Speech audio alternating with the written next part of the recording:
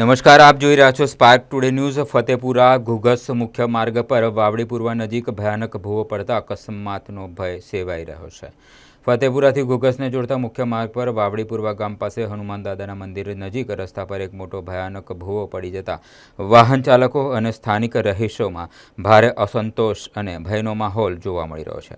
તહેવારોના દિવસો નજીક હોવાથી આ માર્ગ પરથી વાહનોની અવરજવર ખૂબ જ વધી ગઈ છે, ત્યારે આ ભૂવો કોઈ મોટો અકસ્માતને આમંત્રણ આપી રહ્યો હોય તેવું લાગી રહ્યું છે। સ્થાનિક આગેવાનો અહીં રહીશો જણાવ્યા અનુસાર માર્ગ પર ગેસ લાઇન તથા વાયરિંગ નાખવાની કામગીરી કરવામાં આવી હતી। આ કામગીરી બાદ યોગ્ય પુરાણ ન કરાતા અને ચોમાસામાં વરસાદને કારણે રસ્તાનો મોટો ભાગ બેસી ગયો છે અને ઊંડો ભૂવો પડી ગયો છે। આ સિવાય પણ આ સમગ્ર માર્ગ પર ઠેર ઠેર ખાડાઓ પડી ગયા છે। રાત્રિના સમયે અકસ્માતનો ભય રહે છે।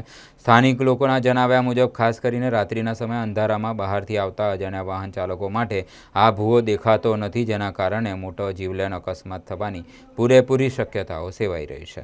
જય આદિવાસી।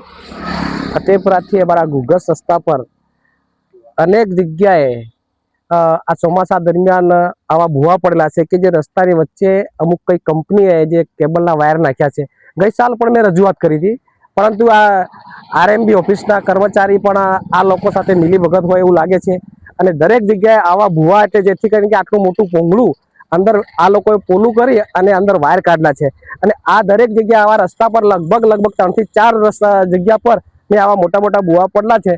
તો આજે હમણાં અત્યારે આ રક્ષાબંધનનો ટાઈમ છે, આવા ટાઈમની અંદર વાહન વ્યવહાર વધારે ચાલતો હોય છે અને આના અંદર કોઈ વ્યક્તિ પડી અને મરી જશે તેની જવાબદારી કોની? એટલે પ્રશાસનને એક આમ તો ખતરાની ઘંટી કહેવાય કે આટલી બધી બેદરકારી હોય અને ધ્યાન દોરતી નહીં હોય અને અમારા વિસ્તારના ચૂંટાયેલા પ્રતિનિધિ પણ એક ખાલી છૂટાવા ખાતર છૂટાતા હોય છે, એટલે કોઈ રજૂઆત કરતા નથી। પણ ખરેખર આવી એક પાયાની અને કોઈની જિંદગી બગડે એવી રજૂઆતો અહીંના અને આ વિસ્તારના જે ચૂંટાયેલા પ્રતિનિધિએ કરવી જોઈએ ખરેખર, કારણ કે આના અંદર કોઈ પણનો જીવ જઈ શકે છે। કોઈ ગરીબનો થાય છે, કોઈ લખપતિનો પણ થાય છે, કોઈ રાહદારી ઓચિંતો રાત્રિ દરમિયાન જો સાઈડ લેતા જો અંદર આવી જશે તો આની પરિસ્થિતિ શું આવશે? કેમ કે આ રસ્તાની વચ્ચે ડબલ પટ્ટી રસ્તો એટલો મોટો નથી કે બે સાઈડે વાહન ચાલી શકે અને જગ્યા હોય, જેથી કરીને પ્રશાસનને મારી નમ્ર વિનંતી અને અરજ છે કે આ જે ફતેપુરાથી ઘુઘસ રસ્તા પરના 4-5 જગ્યા પર આવા ભૂવા પડલા છે, એ ભૂવા તાત્કાલિક ધોરણે બુરવામાં નહીં આવે, ખરેખર તો આને કટિંગ કરીને અહીં ફિટિંગ કરવામાં આવે પાછું, જેથી કરીને ભવિષ્યમાં ના તૂટે। મારું નામ સુભાષ પારગી।